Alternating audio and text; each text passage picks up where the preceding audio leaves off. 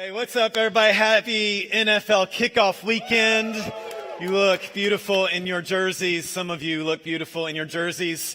This season, as NFL goes, we will inevitably see some of the same things. We will inevitably see the Browns be overrated. We will see the Steelers lose. We will see the Patriots win. That's just how it's going to be. I'm not advocating it. I'm just saying it's going to happen. And we will see the Ravens' playoff chances once again come down to the very last week of the season as we all sit on pins and needles like every year. We'll see some great plays that make the highlights, but then we'll also inevitably see some really boneheaded plays that make the highlights. And they'll say, "Come on, man," or "What were you thinking?" and all kinds of stuff that repeat these same plays over and over and get passed on Twitter and we all laugh at. Do you ever have facepalm moments like that? Where you look back and think, duh, what was I thinking? The internet has many great examples of this. One person said, "The back code of my card is 388. Why is everyone asking SMH?" Can we just show these? I think we can show these on the big screen. That'll be better. "The back code of my card is 388. Why is everyone asking SMH?" Next one. "Finally got my debit card. Love the blue." Oh, there we are. And then had to cancel my old debit card. Apparently someone else was using it. Whatever. This one's cute too. Here's the number. Next one. "If you smoke marinara,"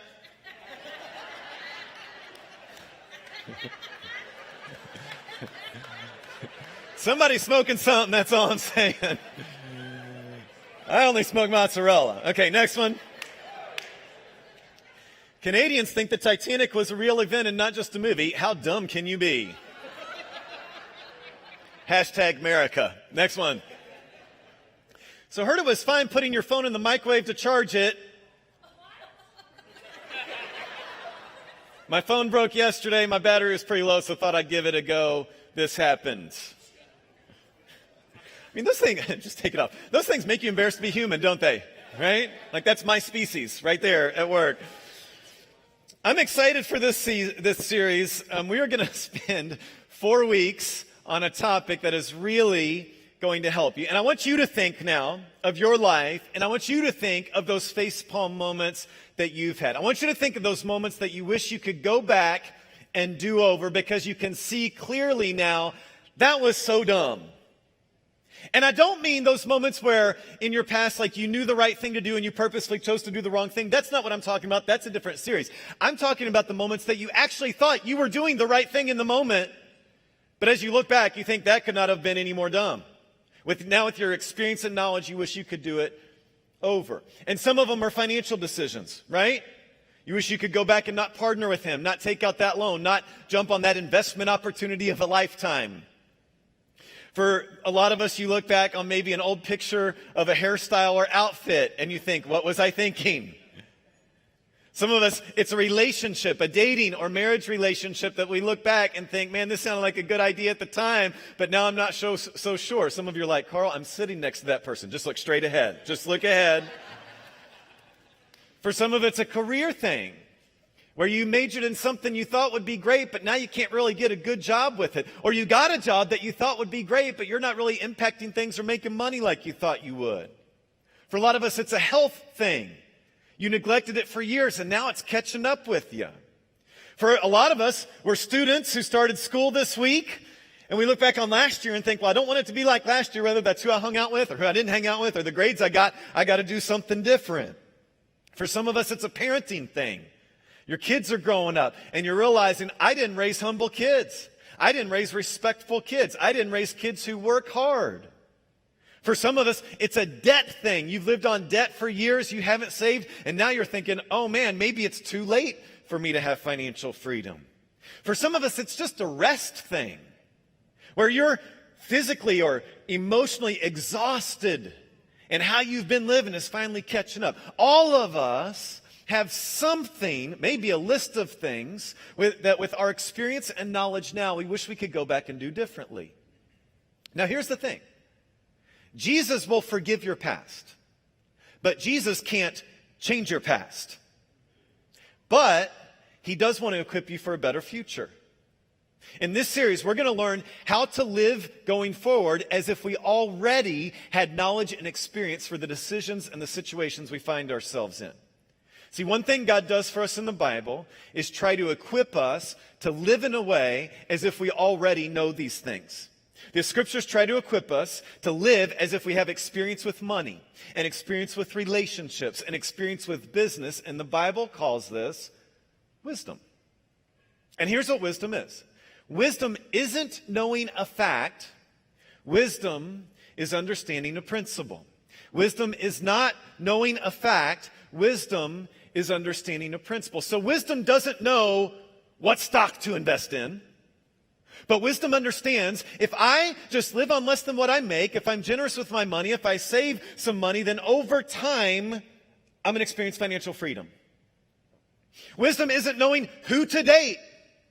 But wisdom is understanding if I just focus on character more than curves, then things are going to go well for me over time and I'm going to find the right person. Wisdom isn't knowing exactly how to discipline kids in every situation. But wisdom understands if I raise kids who know I love them no matter what and who know they got to obey no matter what, my kids are going to turn out just fine. Wisdom isn't knowing exactly which job God wants you to take. It's not. But wisdom understands if I walk with humility, if I daily seek God through the practice of spiritual disciplines faithfully, and if I work hard at everything I do, that's just going to work out over time. Wisdom isn't knowing a fact. Wisdom is understanding a principle. And think back to your thing. Think back to what you did without wisdom. People who have wisdom experience less heartache. People who have wisdom don't destroy their own finances. Wise people don't get in trouble at school. Wise people just have healthier relationships. And when you look at them, you can't really point to any one thing they did to get there. It's just the way they've lived over weeks, months, and really years and decades that works out over time. So this series, John and I are going to equip you to be wise. We're going to equip you with wisdom. Because if you apply what we learned in this series, if you apply this wisdom, you will avoid some of the mistakes that you're destined to make without wisdom. If you apply this series, you'll experience life how God wants you to live it, which is not how your selfish, sinful nature wants to live it. But what you'll find is the wise life is a better life. And this is why so much of the Bible is actually devoted to wisdom. If you don't know this already, the word Bible means library. The Bible isn't a book. The Bible is a collection of 66 unique books that were put together in what we call the Bible. Okay? 4 of those 66 books are what we call wisdom books. They're just exclusively wisdom. And when you read the wisdom books, it's not really very much at all about eternity and sin and grace. It's really just about basic principles of how to live your life. So if 4 out of 66 books are devoted exclusively to wisdom, the conclusion I come to is this is a pretty big deal to God. And that's what we're going to learn from in this series. So here's how this series is going to break down. Today and next week, I'm going to teach you what wisdom is. And then weeks 3 and 4, we're going to apply it. So weeks 1 and 2 are kind of basically one message broken into 2 parts, because I think we need to digest one part this week, and then we'll get to the second part next week. And then in weeks 3 and 4, John and I are each going to take one topic that are struggles we all face and have all made tons of mistakes on, and say, here's how this principle of wisdom applies and works itself out specifically in this one topic that you can live out this very week, and God will make your life better if you follow it. And again, this is so we don't live a what was I thinking kind of life. And one more introduction thing before I jump in. Middle and high school students, listen to me. This will apply more to you than anybody else in this room. And here's why. Because you have more years to live this out than anybody else in this room. And as I was just listing those boneheaded examples that a bunch of us have made, a lot of you haven't made those yet, if you're students. Now, you've gotten into some, and I'm going to talk about how I made some of those when I was a student in a few minutes. But students, please take good notes in this series. Please take pictures of what we put on the screen in the series, because if you live this out, you will bear more fruit than anybody else in this room as a result of this series. Now, let's jump in. One of the wisdom books in the Bible is called Proverbs. And the book of Proverbs is mostly these one-sentence sayings. I mean, they're proverbs that make your life better. For example, here's an example of one. A nagging spouse is like the drip, drip, drip of a leaky faucet. You can't turn it off, and you can't get away from it. There's a whole lot of people that want to laugh at that, but they're scared too right now. That's funny. Most of Proverbs is like that. Like, here's just something that's true. But the beginning of the book of Proverbs, the entire first chapter, is just kind of setting up, hey, here's the deal about wisdom in your life. So today I'm going to teach through Proverbs chapter 1, entire chapter of the Bible, and then I'm going to give you one principle and one piece of homework for it. Here's how it starts. These are the Proverbs of Solomon, David's son, king of Israel, meaning this is who wrote it. Their purpose is to teach people, there it is, wisdom and discipline, to help them understand the insights of the wise.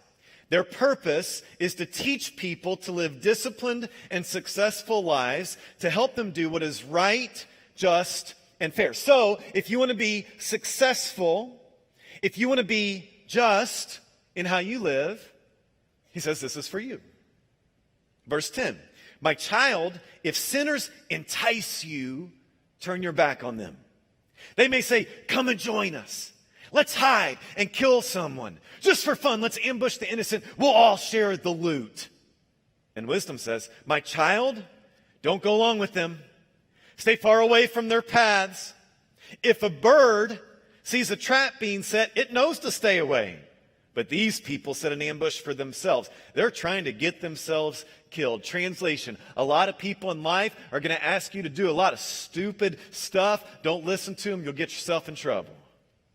Wisdom shouts in the streets. Look at all the places. She cries out in the public square. She calls to the crowds along the main street, to those gathered in front of the city gate. Meaning, wisdom is available. Wisdom is for everybody. Wisdom doesn't discriminate. Anybody can have it, and it's out there waiting for you. Now, somebody did ask, why throughout the Bible is wisdom always described as a woman?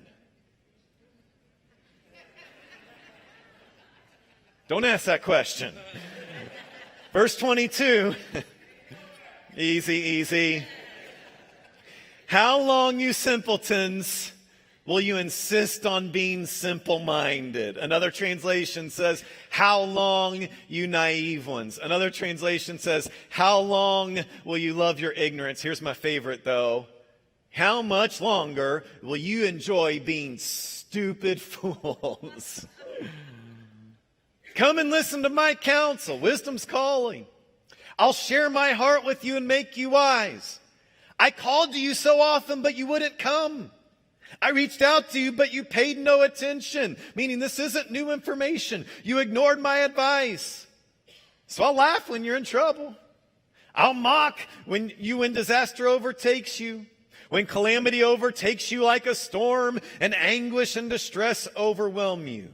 When they cry for help, I will not answer. Now, this isn't saying God doesn't answer in your time of need. It's saying it's too late in your time of need for wisdom to prevent the consequences of what you've already chosen in ignoring her. Though they anxiously search for me, they will not find me. Here's what this means. It means when you're experiencing the pain of paying back an $80,000 school loan, at that point, wisdom can't help you not go in debt. When the teacher's passing out the test, at that point, wisdom can't help you study. When you're lining up for the game-winning free throw, at that point, wisdom can't help you practice.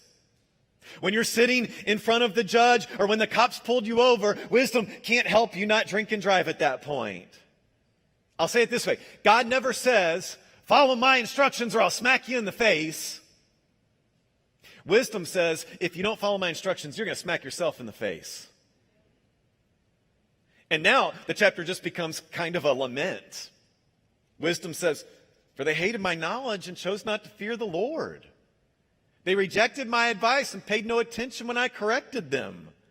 Therefore, they must eat the bitter fruit of living their own way, choking on their own schemes.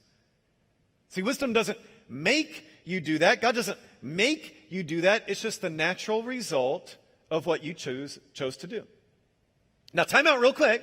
Let's be clear.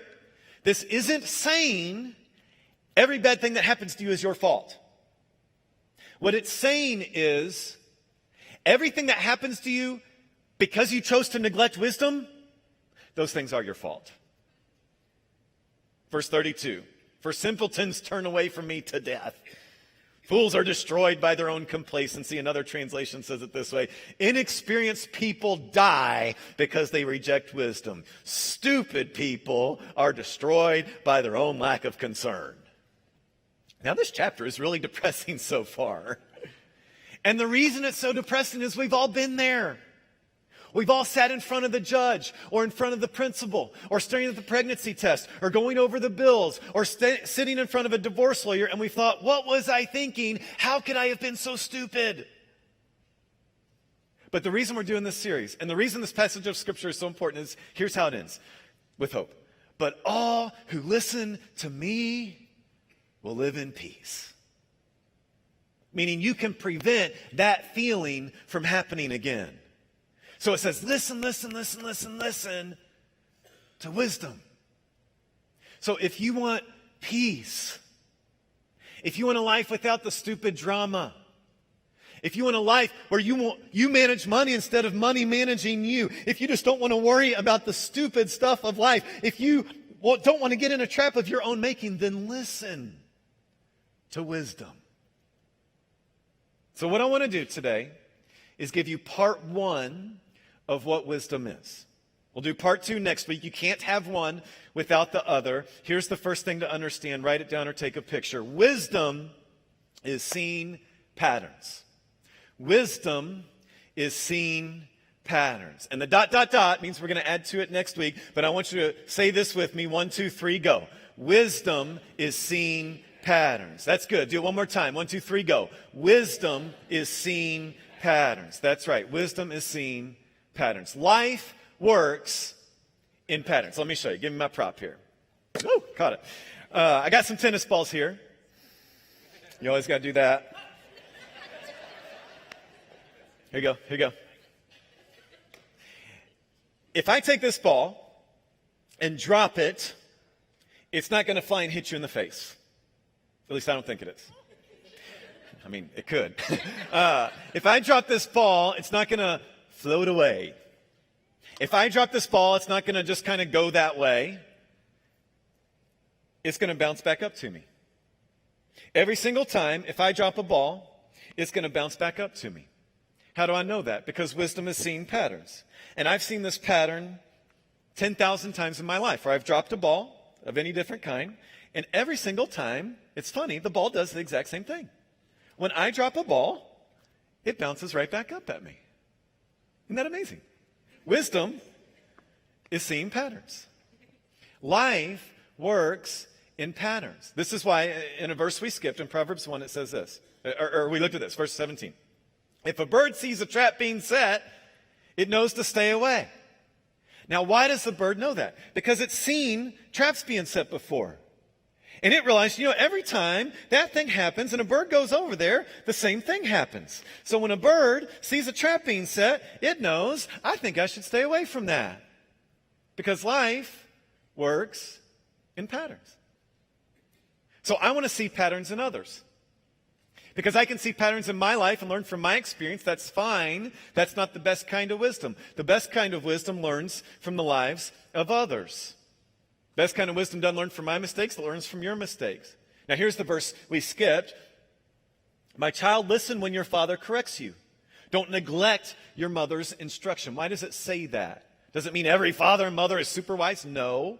But it does mean every father and mother has seen a couple things in life that are patterns. When this happens every time. So every father and mother, just because they're older, has some level of wisdom. Sometimes when one of my kids gets in trouble, I'll pull the other three over to me. I'll say, hey, listen, see what's happening right over there? If you're smart right now, you'll take note. When that happens, this happens.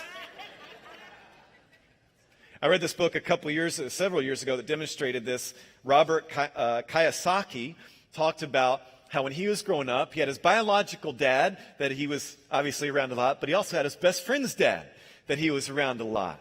And he noticed that they handled money very differently, his biological dad and his best friend's dad. And in his household, his dad said, we're not allowed to say we can't afford stuff. And he thought that was good. We're not going to act like we're poor. But his best friend's dad always said, we can't afford that. And he thought, that's so striking, the difference. But as he grew up in a teenager and then adulthood, he realized his best friend's dad had handled money in a way that made him extremely wealthy, and his biological dad handled money in a way that he was just poor and scraping by and living in debt his entire life. And he went on to learn these principles, live them out. Then he realized they were so powerful, he began teaching them. Then he wrote a book called Rich Dad, Poor Dad that has sold millions of copies because he said, hey, I saw the same thing happen over and over. My dad did this, and this happened every time. And this other guy did this, and it happened every single time. There's a pattern. And you can learn patterns from your life, or the less painful way is to see patterns in the lives of others. With money, Dave Ramsey calls learning patterns from your life stupid tax. He says you took out a school loan, you paid some stupid tax. You financed a car, you paid some stupid tax. And the better way is to let others pay stupid tax and you learn from their mistakes. Wisdom is seeing patterns. I mean, this is how I truly gave the keys of my life over to Jesus. When I was in middle and high school, I kept getting in trouble all the time, just nonstop. And it really came to a head my first semester of my freshman year of high school. 3 successive months. I've told you all these stories before. One month I got suspended from school for having a firework on school property. They called it a bomb. It wasn't a bomb, it was a firework. Then the next month, I'm the pastor. The next month, I got caught driving my parents' car when I was too young to have a learner's permit. And then the next month after that, I got suspended from school again for fighting, which really meant I picked a fight with the biggest guy on the football team. And we'll just say it didn't go well, and that's all we'll say about that. But I was grounded a whole lot over Christmas break. And, winter break. And so over Christmas break, I got to spend a lot of time in my room, staring at the 4 walls of my room. I was grounded for 2 straight weeks. And as I stared at my walls and laid on my bed for 2 straight weeks, I thought, this isn't very fun getting suspended and detention and grounded all the time. I need to try something different, because I noticed there's a pattern here. And so I thought, what I'm going to do is I'm going to take what Pastor Jim, my youth group pastor, says about Jesus, and instead of just going to church to have fun because it's kind of inspirational, I'm going to actually do what he says and see if following Jesus, according to Pastor Jim, won't just make my life better, at least just staying out of detention. Like, that was my line right there. And it worked. Started following Jesus, and I didn't get suspended. I didn't get grounded, didn't get detention. So I thought, what? This is a good pattern here. I'm going to start following what Jesus says, according to my youth pastor, and other things, and see how that goes. So I started treating people nice and not gossiping, and really trying to tone down the sarcasm at least one level. And people were nicer to me. I had closer friends. And I thought, I like this pattern. And so eventually I got to the point where I just said, Jesus, I just want you to take it all, because I've given you the things I understand, and every single thing goes better. So I'm just going to give you the keys to my life in every facet. And I don't understand at this point everything you want me to do, but I'll just do whatever you say, because I know it's going to end better every single time. And it has. See, look at the verse again. How much longer will you enjoy being stupid fools? And when I looked at my life, I thought, how much longer will you enjoy being grounded? And I said, Jesus has a better way. And when you read scriptures throughout this lens, it's interesting, because a lot of what God says isn't commands for his benefit. It's patterns for our benefit. So God says, hey, I want you to take 6 days off, or work 6 days a week and take 1 day off a week. And think about this. This does not affect God whatsoever. It's just for your benefit. And he says, hey, I want you to give away 10% of your income. And think about this. God doesn't need your money. He's God. It's for your benefit. And God says, I want you to just be humble and put other people first. And it doesn't change who God is and his glory and his majesty. All it changes is how people treat you. It's a pattern. Wisdom is seeing patterns. And think about this. This is who gets ahead in business, right? It's the business who can first understand the patterns of their customers and be the first one to answer that. This is the football coach who wins, who figures out the patterns of the opposing offense and says, I have a defense that'll combat that. Wisdom is seeing patterns. Now, I have to give one huge caution today. Because if you don't think critically about this, you can jump to illogical conclusions or just take things at surface value that actually won't be right. And instead of me explaining this, I found somebody at an online TED Talk that explained this even better. They did this talk in the Netherlands. So watch this short clip. Welcome. I came here today to warn you about the dangers of ice cream. You may not be aware of this, but these innocent-looking cones full of sweetness are one of the major causes of drownings. And I've got the numbers to prove it. So if you plot a graph of the number of ice creams that are sold, and you compare it with the number of drownings, you can see there is clearly an upwards trend. And I think it's very safe to conclude from this that we should ban ice cream, because it's very dangerous. Since you are all smart people, you've probably figured out there's something wrong with my example. What's really happening here is, of course, that there is an underlying factor, which is nice weather, you might have guessed it. And if the weather is nice, more people will go out swimming and unfortunately drown, and at the same time more people will buy ice cream. And it's not the ice cream that's causing the drownings. And here it's really easy to see that there is something wrong, but jumping to an incorrect conclusion about causality when you see a correlation is the most often made logical mistake. And today my goal is to make sure that in the future you can recognize this mistake, and I really hope you can avoid making it in the future for yourselves. In Nature was a study in 1999 that showed that young kids who sleep with the lights on, that they have a much higher probability of becoming short-sighted later in life. Well, and the researchers, they were smart and they wrote very careful that they had found the correlation, and they didn't know how the causal relation might work, but just to be sure they advised all parents to turn off the lights at night. And in the popular media, this became that bed lamps were night abuse, children's abuse, and that it was very bad if parents used lamps in the bedroom. And many parents were worried. I can imagine if this would have happened when my son was sleeping with the lights on, I would have felt really bad. But luckily, the article had to be corrected the next week. And maybe some of you can guess, if there are biologists in the audience, they know. Short-sightedness is genetic. And so it's parents who are short-sighted, and those are the parents who like to leave the light on in the bedroom. And they also are the parents who have short-sighted kids. So again, you know, a simple mistake, easy to make. Then what is, I think, the worst example I know many of them. I see at least one of these in the newspapers every week. But this is a classic one. In the 70s, researchers found that there's a very strong link between kids who do well in school, get good grades, and kids who have a high self-esteem. And they concluded from this that it's very important to make sure that young kids are, raised to be confident and proud of themselves, because if their self-esteem is high, the good results will follow. And this was what was told to parents, especially in the US, for generations, that just make sure that your kid is proud and confident, then all will turn out well. And many years later, someone did another study just to see in which direction the cause was working, and they found that it was in the opposite direction. So the good grades were causing the self-esteem, and self-esteem wasn't causing good grades, and it was even worse. So kids who are raised just to have high self-confidence and not excel at anything, it can be sports or music, doesn't have to be school, but kids who are just proud of themselves and then fail at everything, in the end they will have a very low self-esteem and not be able to make anything of their life. So this was a very serious correlation mistake. And what I want for today is for you to remember that the next time someone wants to prove that there is a causal relation between something and something else, it can be anything. It can be vaccines and autism. It can be female bankers and the financial crisis. And if they point out to you that there is a very strong relation, remember that it's not enough to have a correlation. It gives a very good hint of what might be happening, but before you can conclude that one thing causes something else, you need to know why it does and how it does. So when in doubt, just remember the ice cream. Thank you very much. So with wisdom, God doesn't tell us check our brains at the door.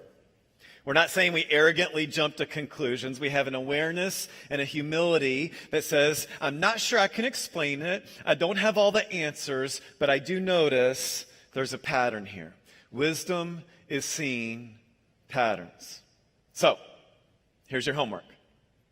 Look for patterns. That's it. That's all you got to do this week.